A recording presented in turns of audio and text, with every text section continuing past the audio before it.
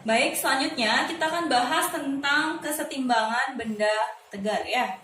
Jadi kesetimbangan selain yang tadi partikel gitu, kita akan bahas tentang kesetimbangan benda tegar. Nah, seperti yang sudah saya bilang tadi, untuk kesetimbangan benda tegar itu adalah benda-benda yang mampu selain bergerak translasi juga mampu bergerak berotasi.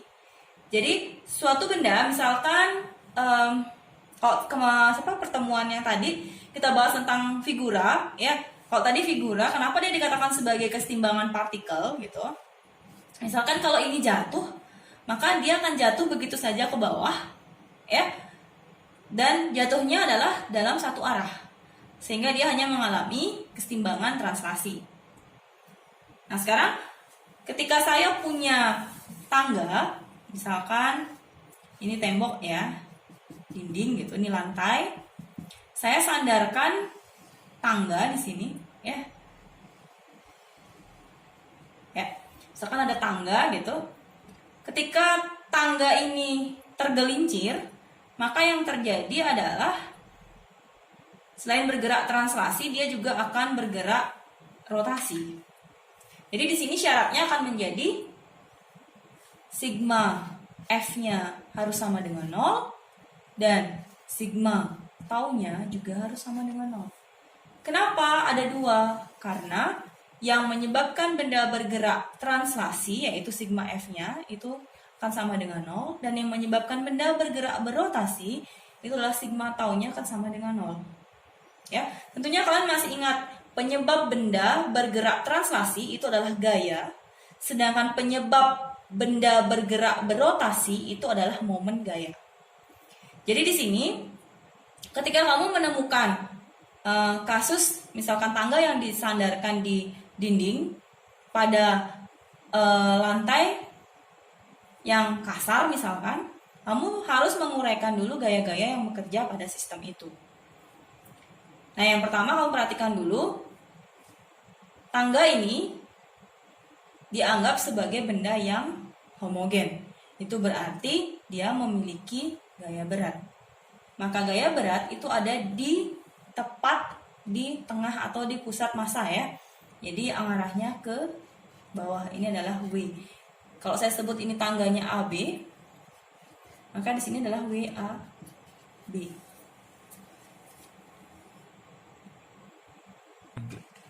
Kemudian karena tangga tersebut menempel pada dinding ya, maka ujung tangga bagian atas itu akan memiliki gaya normal ya.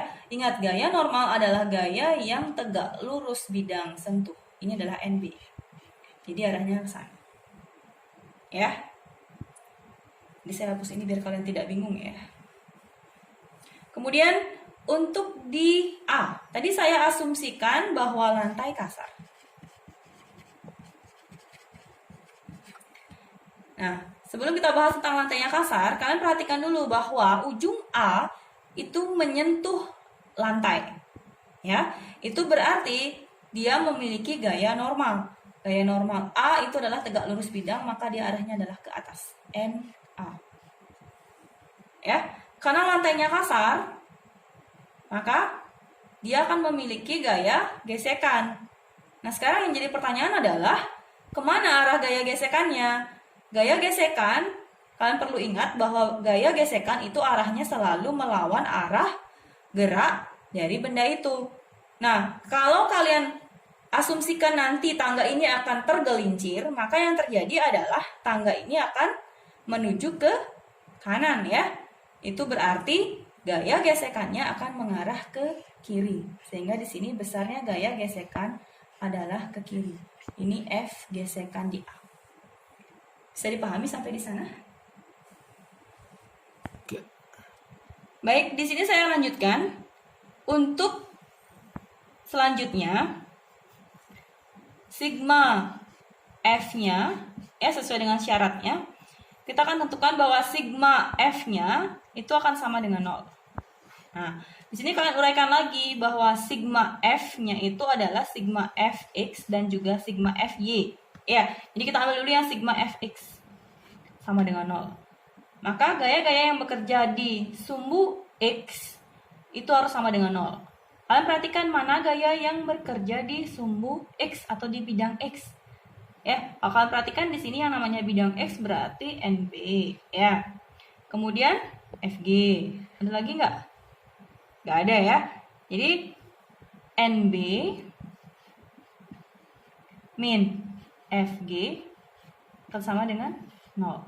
Itu berarti NB akan sama dengan F desekan.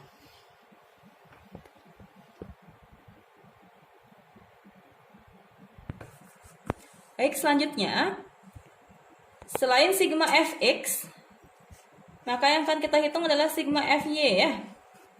Jadi sigma Fy-nya akan sama dengan 0 juga. Maka, manakah gaya-gaya yang bekerja di sumbu Y? Itu gaya yang arahnya ke atas maupun ke bawah. Maka di sini arah gaya ke atas itu adalah NA, ya. Jadi saya buat kotak biar kalian nggak bingung. NA kemudian WAB ke bawah. Ada gaya lain nggak? Nggak ada, ya. Berarti di sini NA min WAB akan sama dengan 0. Sehingga di sini NA akan sama dengan WAB. Nah, jadi ini kamu simpan dulu. Oke, selanjutnya kita akan membuat atau mencari nilai dari sigma tau-nya, ya. Jadi syarat yang kedua itu adalah sigma tau sama dengan 0. Nah, kita akan ambil sigma tau di titik atau di sumbu di titik ini, ya, titik A, ya. Jadi sigma tau di A akan sama dengan 0. Nah, pertemuan sebelumnya kalian sudah membahas mengenai momen gaya, ya. Jadi resultan momen gaya. Ketika ketika titik A digunakan sebagai sumbu putarnya atau sebagai sumbu rotasinya, itu berarti gaya yang bekerja di titik A itu akan sama dengan 0. Karena dia tidak memiliki jarak ke sumbu rotasi. Itu berarti NA dan FG itu nggak diperhitungkan lagi, ya. Karena dia berada di pusat rotasi. Ya, itu berarti yang akan kalian hitung adalah NB dan WAB-nya. Nah, kalian perhatikan juga, kalau sebelumnya kan kita sudah bahas bahwa momen gaya itu merupakan besaran vektor, sehingga ketika kalian melakukan perhitungan, maka itu harus memperhatikan arahnya. Jadi arah momen gaya, ya, yang searah dengan jarum jam akan bernilai negatif, yang berlawanan akan bernilai positif.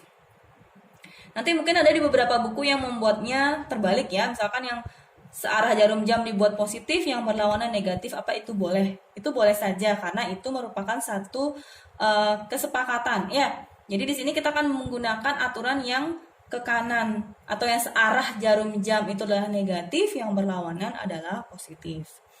Nah, sekarang dan yang perlu kalian ingat juga, jarak yang digunakan di sini adalah jarak yang tegak lurus terhadap acuan porosnya. Ya. Jadi kamu perhatikan di sini yang akan kamu cari adalah NB dan WAB, ya. Jadi ketika kamu cari NB-nya akan bernilai positif atau negatif. Kalian perhatikan di sini arahnya. Ketika NB mencari A, ya, maka yang terjadi adalah dia searah dengan jarum jam. Jadi itu akan bernilai negatif, ya. Sedangkan WAB itu arahnya adalah menuju sini, ya, menuju A. Kalian perhatikan di sini. Ini akan mencari A, maka dia akan berputarnya menuju ke A. Maka dia adalah berlawanan dengan jarum jam, maka nilainya adalah positif.